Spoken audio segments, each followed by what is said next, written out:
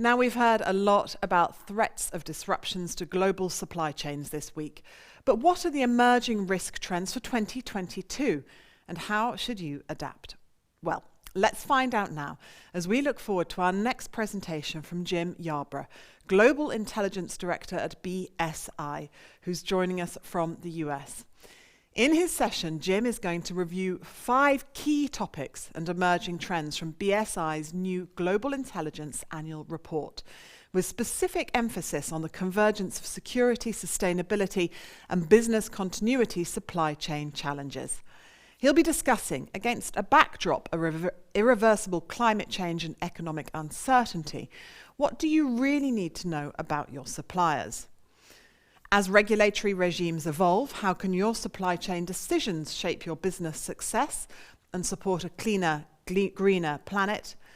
How can you best address the key geographic and sector pain points in a changed and changing world? And how should we adapt to the current convergence of multiple business challenges? Jim's going to close his presentation by looking at the key emerging trends for 2022 and beyond. Lots to enjoy and look forward to in this presentation. So let's get ready.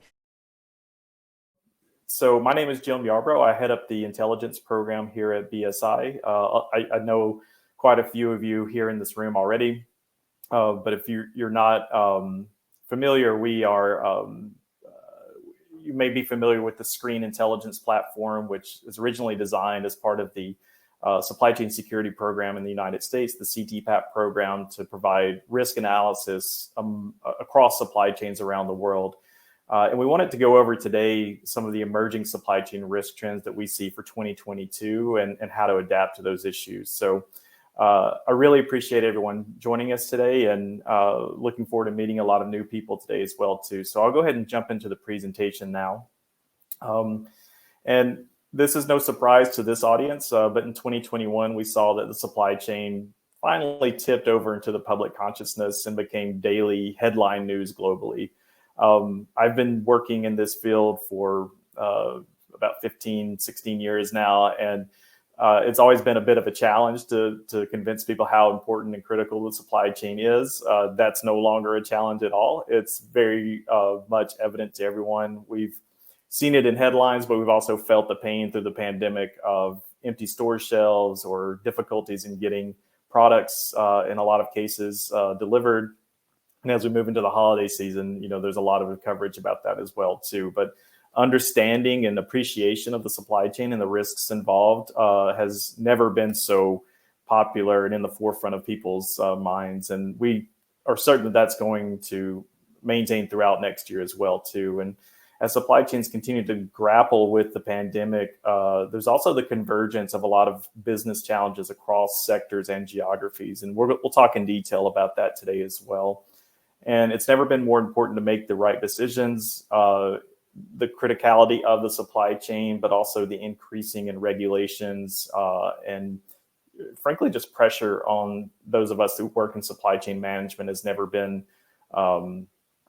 really been at this level before. So the things that we will cover today: increasing regulations impacting the supply chain, and what does that mean for us who are involved in supply chain security and the other areas as well too.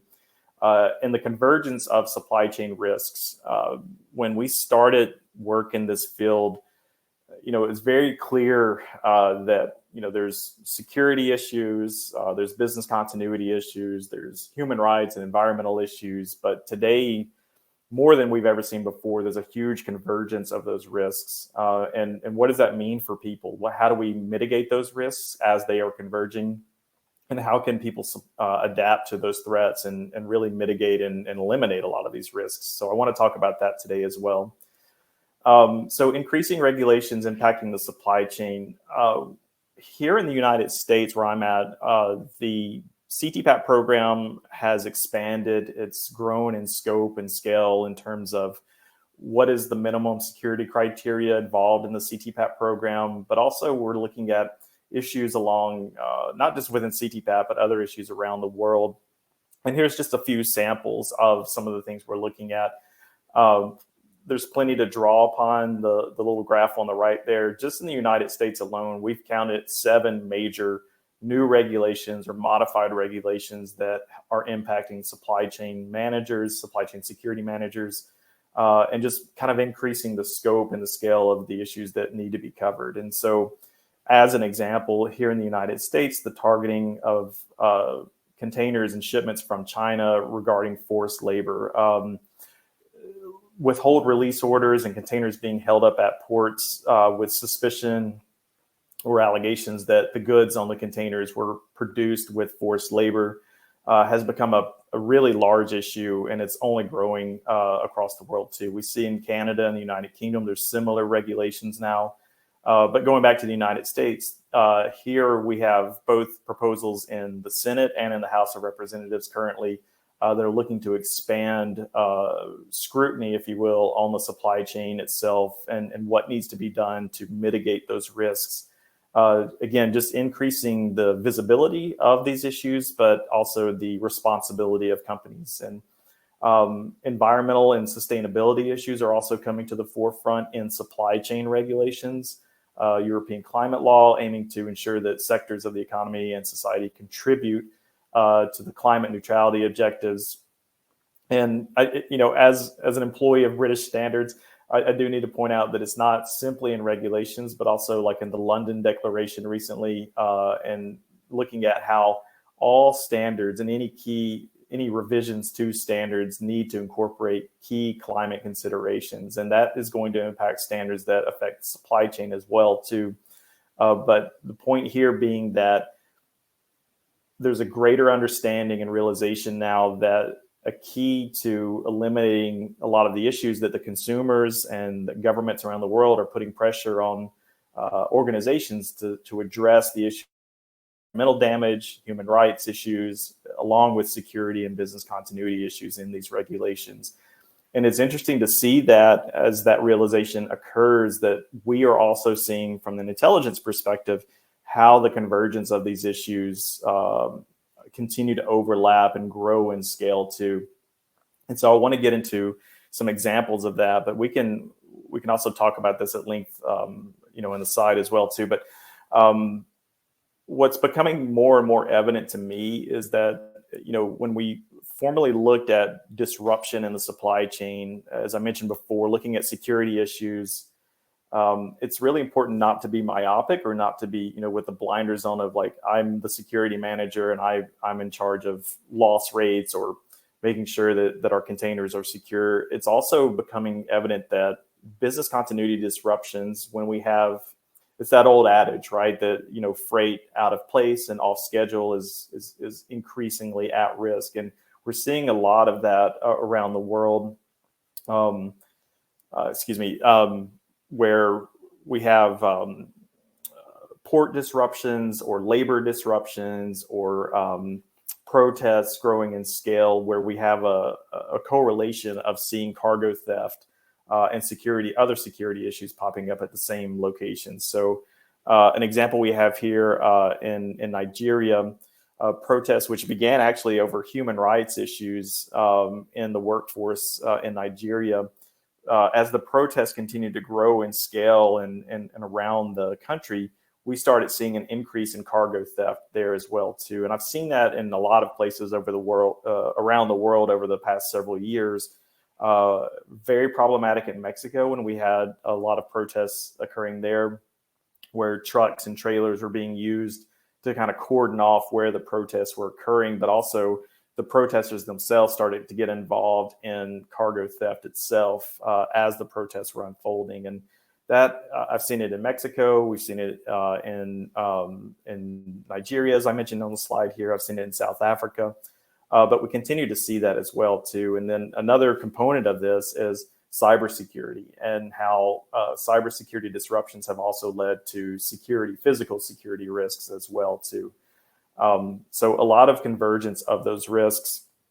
And I mentioned the environmental issues earlier as well too. And as we do see shortages in the supply chain and disruptions in the supply chain, there is a scramble to find new suppliers and new locations for raw materials. And it's just really important to keep in mind as we our organizations are making these changes in their suppliers and their business partners around the world to recognize that it's going to bring forth a lot of new risk within the supply chain as well too. And so as an example, a lot of the organizations that we've worked with over the past several years, we do see a greater emphasis in South America and Central America for raw materials. And as we work with those organizations, it's really evident to us that you've got to keep it in the front of mind and really get to work on ensuring that your new suppliers and business partners are adhering to your security standards and the goals of your organization. Because as we move into these new areas, these are the same areas where we have different types of issues, as many of you know, of different types of cargo theft, different types of tactics and criminals that are involved in these issues, but also an increased concern around human rights issues in the supply chain and in the workplace, but also environmental issues as well too. So it's just as the dynamic of moving across the supply chain and moving to new suppliers, we need upper management and leadership to really buy in and understand that this is going to require a new look and a new approach to how do we address these issues. And the balloon effect of if I concentrate my security concerns and I mitigate those risks, that's fantastic, right? You want to squeeze the bad actors out, but as a lot of us know, moving the actors don't really go away. They just kind of move into a new field or a new tactic or a new strategy on themselves. And so it's this constant push and pull of how do we as organizations adapt and mitigate these risks? How do we currently and stay current with what those risks are, but also move as quickly or faster to adapt to how the criminal activity is occurring too. And so one way I wanted to hopefully highlight this for the audience today is looking at illegal drug smuggling. And a huge concern of ours right now as we work with organizations and drug enforcement agencies around the world is an understanding and appreciation of the pandemic caused a lot of rapid change, not just by legitimate organizations, but also by criminal organizations. And there's a lot of knock-on effects that we're still unpacking and discovering, like how is this being addressed in the supply chain? And one issue of this is illegal drugs. And as governments and security organizations, their attention was drawn to a lot of different things in the height of the pandemic. There's a lot of, like I was saying, knock-on effects. And so in South America, there's a lot of effort around eradication of illegal drugs, right? And crops of coca and marijuana and other natural drugs that are produced. And so in the first half of 2020, that stat to me and Peru is really alarming thing, where typically we see 25,000 hectares of coca being eradicated in a single year. That dropped dramatically in 2019 and 2020, in 2020. And the same thing is being reported in Colombia and Bolivia. And what that means is now we have a surplus of illegal drugs that were not eradicated in areas that are already extremely problematic for these drugs. And we have absolutely seen an increase in seizures of illegal drugs already in Europe and in the United States coming from these same locations. And it's really just getting started. So illegal drug shipments to the consumer markets, the scrutiny and the heightened awareness needed for looking at those shipments and those business partners, I'm telling you, it's absolutely critical to double down on those things right now, because we are seeing an increase in those issues around the world.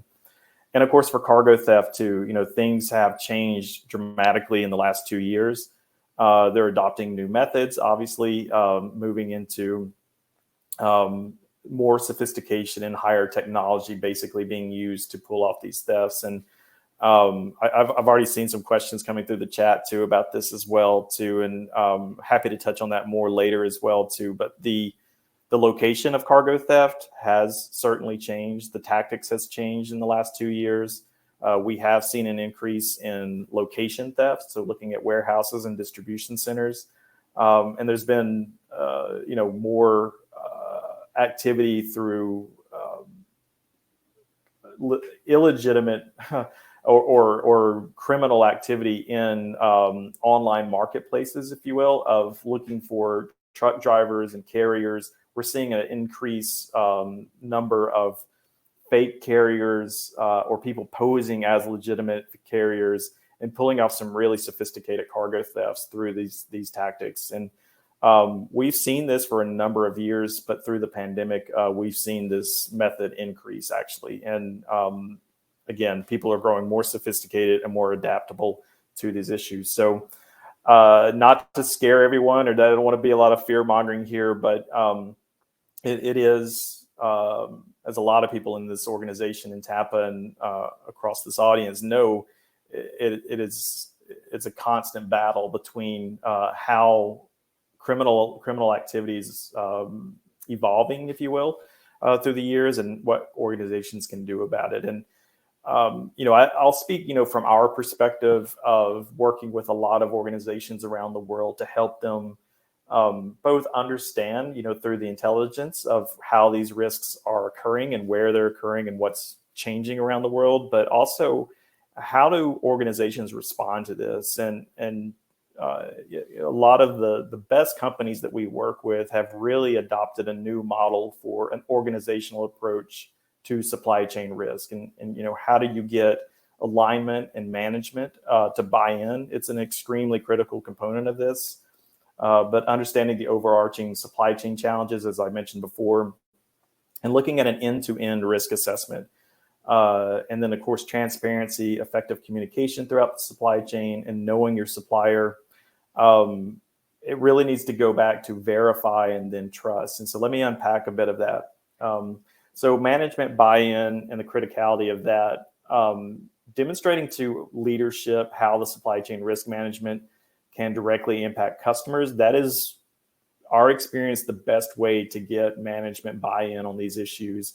And of course, as I mentioned at the top of this presentation, the fact that supply chain issues is now, a daily major headline, in every major publication around the world, this is being brought up. But management is really starting to understand this at a better level than we've ever seen before. And that's a fantastic thing. But what we really preach is a unified approach. And you can see the bullets there. But to me, what I'm saying is all of the different departments within an organization need to be involved, and they all need to be bought into why is this so important. And that can, of course, be your procurement department, your supply chain, the logistics, your trade compliance.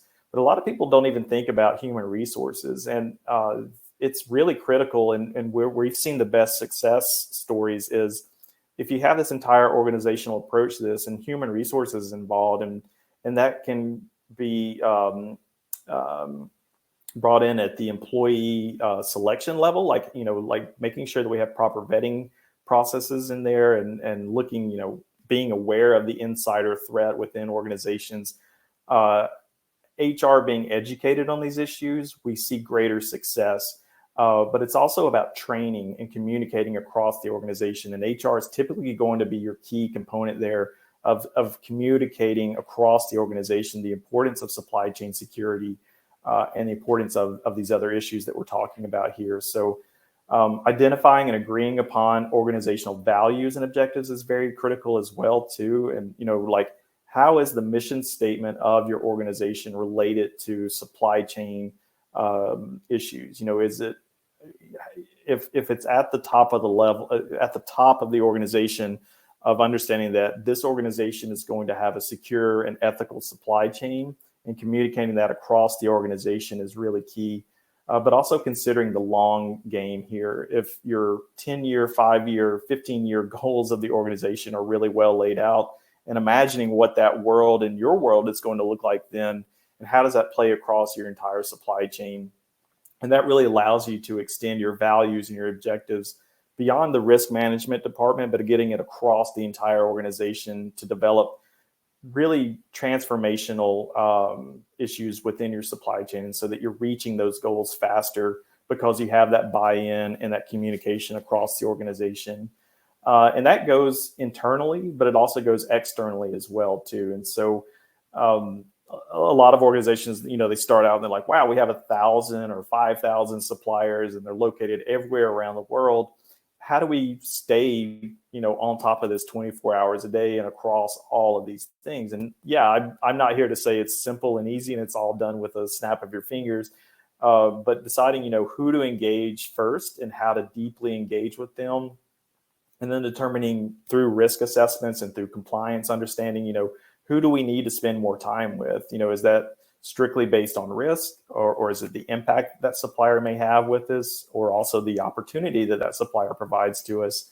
That will help you really diagnose, but then also understand prioritization of who am I going to work with the most, and how do I enable and empower my suppliers to identify problems on their own, and then how do we help them become more resilient as well? And absolutely the best organizations, or the organizations that have the best success at these issues, are those that are empowering and enabling their suppliers to build their own business better and to build their resilience better as well too. And that's where we see the best and the quickest success stories. And so identifying pain points, I mentioned this a bit just a second ago, but looking at both the geographic risk, what does that operating environment really look like for your supplier or your other business partners within your supply chain, but looking at the gaps in their compliance. If you're constantly reviewing what those gaps are and you're addressing those, and then you kind of move forward. And I think actually I may have I'll get back to that point in just a second. But conducting a full risk assessment for your entire supply chain. So going end to end, not focusing strictly on my direct supplier, but can we get down to other tiers within our supply chain, looking at subcontractors, raw materials. And again, what we were looking for is a year-round continuous risk assessment and identifying not just, what is just try not to look at this as a single point in time, because that's going to be a point of failure for a lot of people. And identifying seasonal risks and how risks can change over time. And so constantly monitoring risk and understanding, as the example on the screen here is wildfires, for example. Here in the United States, there tends to be a seasonality to wildfires, especially on the West Coast. But looking at things where other wildfires may be occurring around the world, but understanding, okay, there's a seasonality to that. There's a seasonality to elections and protests and other types of business continuity disruptions. When those things are occurring, are we assessing how did the supplier and the business partner get through that season? Was it more or less effective than last year, our mitigation strategies? And how do we adapt that and improve on that year over year? And so I guess both the good news and the bad news is that the risk assessment process is a continuous cycle, right? So you want to assess the latest geographic risk trends. You want to compare that to your compliance scores with your business partners and your suppliers, but also implement mitigation strategies. And then you want to review those results and adjust those policies. Congratulations, you're not done. You need to start over again, continuously refine and improve on these processes. And I guess I'll be frank here and say, where we see the biggest issues within organizations that we work with is that they tend to say, okay, I need to do a risk assessment on my supplier, but I need to do it once every 3 years. And as we just talked about, look at how much has changed in 3 years. This has been an extreme 3 years for sure. But the world, even before the pandemic, the risk landscape for a single supplier or business partner is extremely different over the course of 1 year, 2 years, 3 years. And so you've got to find a way to be able to take your risk assessment process and make it a continuous cycle. If you're waiting every 2 years or 3 years or more, you're going to be very far behind the game there. And I think that's the key component here, is making sure that this entire risk assessment process is a continuous process, and you're always working to improve your relationships with those suppliers and your business partners, but also improving your strategy around what those mitigation processes can be. So transparency and effective communication across the supply chain, I've mentioned a bit of this already, but being patient and flexible and creative with your business partners. The basic questions still apply. When you're looking at a supplier, can you produce my goods? Can you get it to me on time? Can you get it to me at a competitive price? But now you need to start thinking and asking, am I exposed by your risks, your environmental risks? And if your social, labor, and human rights related risks, are you, business partner and supplier, looking at those as well? And what about your suppliers?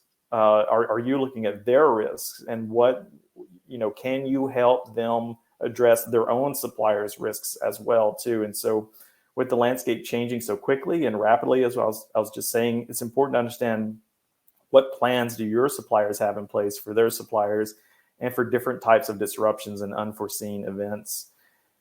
And as I mentioned before, knowing your supplier goes back to verify and then trust, and implementing appropriate risk mitigation measures is really key here, considering that operating environment that they're working in, understanding what controls your business partner has in place and how aware it is of the risks and its workforce, its local community, and what its buyers are exposed to. And a successful approach could involve running pilot programs. A lot of organizations, when they start this, they want to create a blanket approach and say, let's apply a bulletproof risk program and get it across our entire supply chain. And I understand the tendency to want to do that. And I'm not saying that the same thing's not going to apply I'm not going to say that some things won't apply everywhere, but you can't have a blanket approach to all of your suppliers in all locations around the world. But you do need to run pilot programs so that you can continuously learn and improve that process. And so you might want to roll it out with some key suppliers to begin with, but then pick out what works, throw out what didn't work. And then as you build that pilot program and expand that across your entire supply chain, you're going to be in a better position to put the best practices into place, but also continuously learn and modify that approach across the organization. So I know that's a really high level, and I do want to just say, thanks you. There's a typo there, but thank you. That there's a lot more detail to the things I went over. We do have a new report that's coming out next week, our annual supply chain risk report.